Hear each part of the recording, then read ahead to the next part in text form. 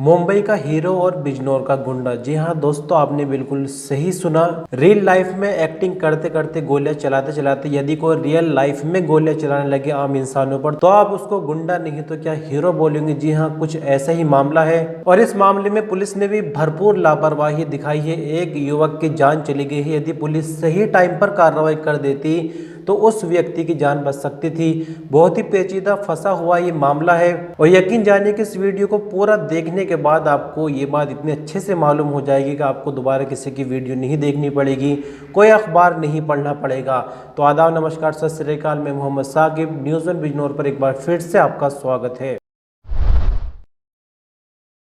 तो चलिए बिल्कुल आसान शब्दों में आपको ये पूरी खबर स्टेप वाइज समझाते हैं। सबसे पहले आपको समझना ये होगा कि ये पूरी घटना है जनपद बिजनौर के अंदर थाना बढ़ापुर क्षेत्र में। गांव का नाम है कुआखेड़ी खदरी। भूपेंद्र चौधरी जो कि एक टीवी एक्टर था पूर्व में, और दूसरी तरफ है गुरदीप। भूपेंद्र चौधरी जो कि मुंबई में है, इनकी पत्नी जयपुर में रहती है। दो बच्चे हैं भूपेंद्र के, एक लड़का एक लड़की, जो कि इंग्लैंड में पढ़ाई करते हैं। बढ़ापुर क्षेत्र में कुआखेड़ी खदरी गांव भूपेंद्र का पैतृक गांव है, जहां पर 100 एकड़ की जमीन पर बना इनका फार्म है। तो 19 नवंबर को भूपेंद्र अपने फार्म हाउस आता है, अपने पैतृक गांव आता है और लिप्टिस के यूके लिप्टिस इसको लिखित में बोलते हैं, आम लोग समझने के लिए इसको लिप्टिस का पेड़ बोलते हैं। तो यहाँ आपको बता दें गुरदीप, जैसे कि हमने आपको भी नाम बताया था, एक तरफ गुरदीप का खेत है, दूसरी तरफ भूपेंद्र का फॉर्म है, जो बीच में डोल बनी होती है जिसको मेड़ भी कहते हैं। मेड़ पर लिप्टिस के पेड़ लगे थे, जो कि 19 तारीख में भूपेंद्र ने कुछ पेड़ कटवा दिए थे, जो कि गुरदीप अपने बता रहा था और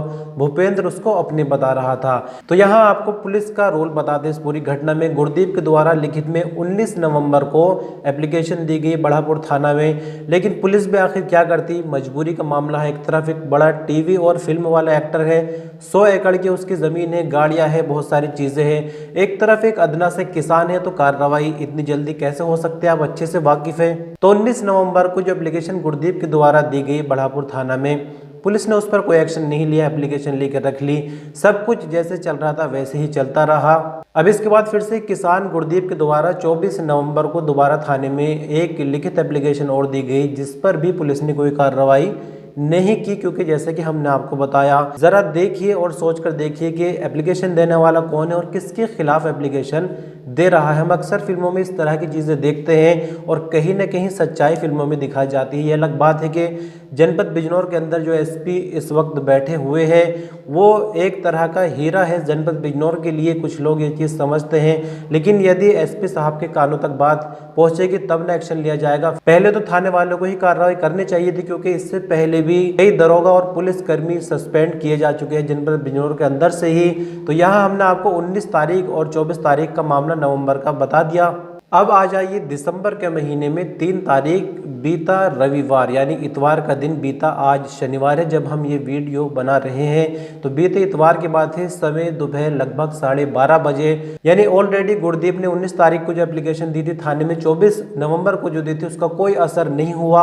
हो सकता हो भूपेंद्र को उस बारे में पता चल गया हो, लेकिन जैसे कि पुलिस ने कार्रवाई नहीं की और पुलिस और भूपेंद्र के बीच कुछ मामला सेट हो गया हो। लेकिन यहाँ आपको बता दें कि दोबारा से फिर हिम्मत की भूपेंद्र सिंह ने पेड़ कटवाने की। 3 तारीख इतवार का दिन समय दोपहर 12:30 बजे भूपेंद्र फिर से पेड़ कटवा रहा था 2 लोगों के साथ। तभी किसान गुरदीप भी वहां पर पहुंच जाते हैं और पेड़ कटने का विरोध करते हैं। लेकिन यहाँ पर बात बढ़ जाती है, भूपेंद्र अपने कुछ साथियों को बुला लेता है और गुरदीप के परिवार के सदस्य भी वहां पहुंच जाते हैं। जैसा कि अक्सर देखते हैं, जब कोई मुसीबत आती है तो परिवार के बंदे हमारे साथ खड़े होते हैं। लेकिन यहाँ बात ईगो पर आ जाती है, क्योंकि इतना बड़ा टीवी एक्टर है, 100 एकड़ का कृषि फार्म है और यहाँ एक छोटा सा अदना सा किसान, इसकी क्या औकात है। वो फौरन ही अपनी लाइसेंस की बंदूक निकालता है और ताबड़तोड़ फायरिंग शुरू कर देता है गुरदीप के परिवार के ऊपर। साथ ही साथ खबर के माध्यम से हमें ये भी पता चल रहा है कि लाइसेंस के साथ साथ अन्य अवैध हथियार भी बरामद हुए हैं और अवैध हथियारों से भी गोली चलाई गई थी। नतीजा ये होता है कि परिवार के सभी सदस्य गंभीर रूप से घायल हो जाते हैं और इसमें गुरदीप का बेटा जो कि 23 साल का था गोविंद, उसकी मौके पर ही मौत हो जाती है।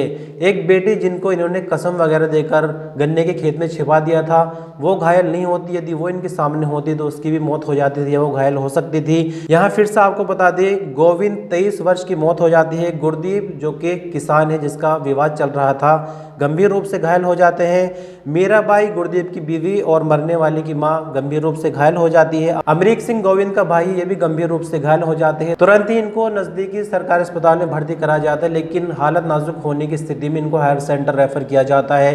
फिलहाल इस घटना को कई दिन हो गए हैं और आगे कोई सीरियस खबर नहीं कि किसी दूसरे बंदे की मौत हुई है, लेकिन परिवार ने यहाँ 23 साल का एक अपना बेटा खो दिया। आप जरा अपने बारे में सोचकर देखिए, आपके भी घर में भाई बहन होंगे। 23 साल तक एक औलाद को पालकर बड़ा करना कितना मुश्किल होता है और यहाँ पर एक झटके में उस बंदे की जान ले ली जाती है।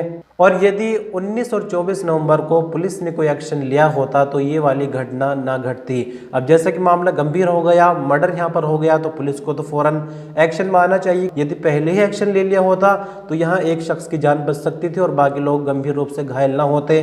तो अब पुलिस को एक्शन लेना पड़ा, गिरफ्तारी यहाँ पर हो जाती। मामला एसपी साहब के सामने पहुँचता है और एसपी साहब तुरंत गुस्से में एक्शन लेते हैं। और यहाँ आपको बता दें, बड़ापुर के एसएचओ यानी थाना प्रभारी को निलंबित किया जाता है, जिनका नाम सुमित राठी है। इसी के साथ साथ जो हल्के के दरोगा है यासीन, उनको भी निलंबित कर दिया गया। साथ ही साथ कांस्टेबल कृष्ण कुमार को भी निलंबित कर दिया गया, यानी लाइन हाजिर कर दिया गया। अभी अपनी जॉब को अंजाम नहीं दे पाएंगे, लेकिन यहाँ एसपी नीरज यादव से रिक्वेस्ट है, परिवार ने यहाँ पर अपना एक सदस्य खोया है, तो यहाँ आगे भी हमें पुलिस की तरफ से जानकारी मिले कि अब इनका क्या हो रहा है, कहीं ये बैकडोर से दोबारा अपने जॉब पर तो नहीं लग जाएंगे। जिस तरह से हमने बीते दिनों झालू में देखा, जो कि लड़की से रात बिताने की डिमांड कर रहा था, उसको लाइन हाजिर तो किया ही गया, लेकिन साथ ही साथ उस पर एफआईआर दर्ज की गई और उसको गिरफ्तार किया गया। क्या इन पुलिस कर्मियों पर भी कोई ऐसी कार्रवाई होगी जिससे पब्लिक को संतुष्टि मिले, क्योंकि यहाँ मामला बहुत ज्यादा सीरियस है। यदि इसको छोटे स्तर पर ही इसका सुधार किया जाता तो हमें ये घटना देखने को न मिलती। फिलहाल की खबर के मुताबिक भूपेंद्र पुलिस कस्टडी में है, यानी मामला दर्ज हो चुका है, एफआईआर दर्ज हो चुकी है।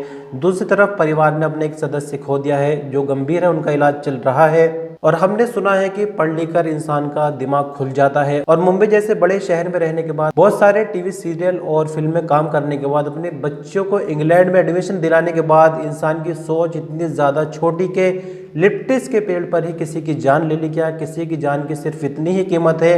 पुलिस ने मामला दर्ज नहीं किया, पुलिस ने एक्शन नहीं लिया, ये अलग बात है, लेकिन यहाँ बात हो रही है टीवी एक्टर की, फिल्में बनाने वालों की, जिनको लोग आइडियल और अपना मॉडल मानते हैं। अक्सर इनको इज्जत की नज़र से देखा जाता है, लेकिन यहाँ देखिए कि कितनी घटिया हरकत यहाँ पर इस व्यक्ति ने की है, जिसका नाम भूपेंद्र सिंह है। तो भूपेंद्र सिंह ने कई सारे टीवी सीरियल में काम किया है, जो कि ये प्यार ना होगा कम, एक हसीना थी, मधुबाला, एक इश्क एक जुनून, रिश्तों का चक्रव्यूह और भी कई सीरियल है। इसके साथ जो फिल्मों में भूपेंद्र ने काम किया है, श्याम घनश्याम, बद्री, अंजी और युवराज जैसी और भी कई फिल्में जिसमें इन्होंने काम किया है। तो आई होप कि पूरी जानकारी स्टेप बाय स्टेप आपको क्लियरली समझ आ गई होगी। फिलहाल अभी एक वीडियो निकल कर आई सोशल मीडिया से, किसी ने अपलोड कर दिया, यानी जो घटना उस वक्त अंजाम दी जा रही थी। आप साइड में देखिए, वीडियो यहाँ पर चल रही है, जो घटना उस वक्त अंजाम दी जा रही थी उसकी किसी ने वीडियो बना ली, वीडियो सोशल मीडिया पर अपलोड कर दी, जिस वक्त भूपेंद्र गोली चला रहा था और ताबड़तोड़ फायरिंग करके लगभग 15 राउंड फायरिंग की है, जिसमें गुरदीप के 23 साल के बेटे की मौत हो गई। बहुत शुक्रिया दोस्तों, वीडियो पर आप अंत तक बने रहे। ये रिपोर्ट आपको कैसे लगी एक कमेंट करके जरूर बताएं। जल्दी मिलेंगे एक नई वीडियो के साथ। शुक्रिया।